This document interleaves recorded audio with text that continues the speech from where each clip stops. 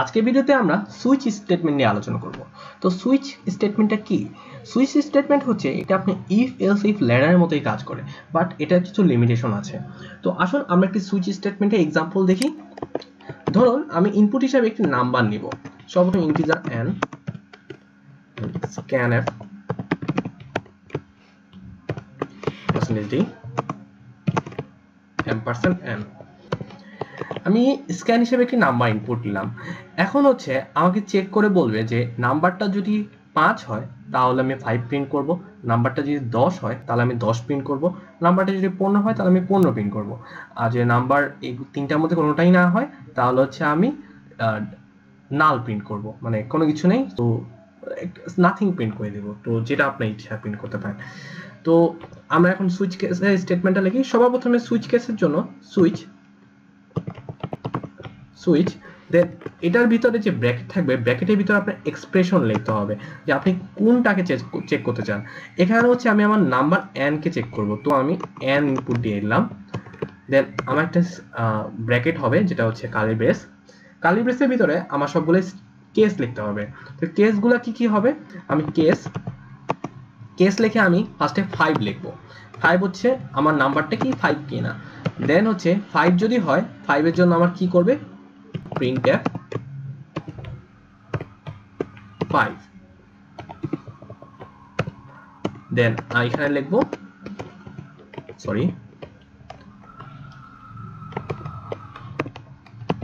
Break. দেন হচ্ছে আমি check করব যে আমার কেস কি 10 কিনা। 10 যদি হয় printf 10/n। দেন হচ্ছে ব্রেক। দেন যদি আমার কেস 15 হয় তাহলে আমি লিখবো printf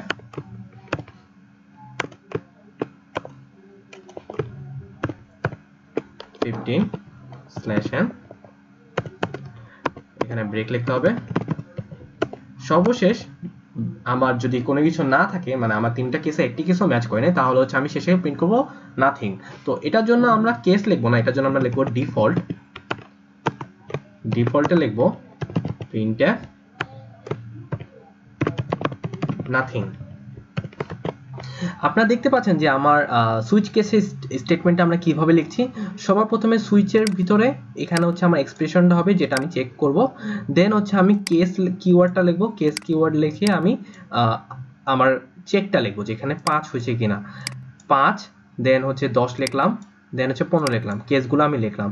দেন কেস লেখার পরে আমি একটা কোলন দেব, কোলন দিয়ে আমি যে স্টেটমেন্টগুলো পারফর্ম করতে চাবো সেই স্টেটমেন্টগুলো আমি এখানে লাইন বাই লাইন লিখে দিব। আপনি যতগুলো স্টেটমেন্ট লিখবেন সবগুলো লাইন বাই লাইন লিখবেন।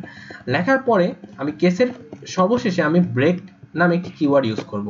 ব্রেক কিওয়ার্ডটি কেন ইউজ করব এটা আমি আপনাদের কিছুক্ষণ পরে বলছি। তো এখন আমরা প্রোগ্রামটি রান করে দেখি। তো আপনারা দেখতে পাচ্ছেন আমার একটি কনসোল ওপেন হয়েছে। তো সবার প্রথমে হচ্ছে আমি 5 এন্ট্রি দিলাম। 5 এর জন্য আপনারা দেখতে পাচ্ছেন আমাকে 5 আউটপুট দেখাচ্ছে। দেন আমি আবার রান করি এবং আমি এখন 10 ইনপুট দিই। 10 এর জন্য আমার 10 ইনপুট দেখাচ্ছে। তো সবার লাস্টে আমার ডিফল্ট, সো আমি যদি 1 ইনপুট দিই আমাকে নাথিং আউটপুট দেখাচ্ছে। এখন আমরা ব্রেকটা অফ করে দিই। সাপোজ আমার এখানে কোনো জায়গায় ব্রেক দেওয়া নেই, তখন কি হবে?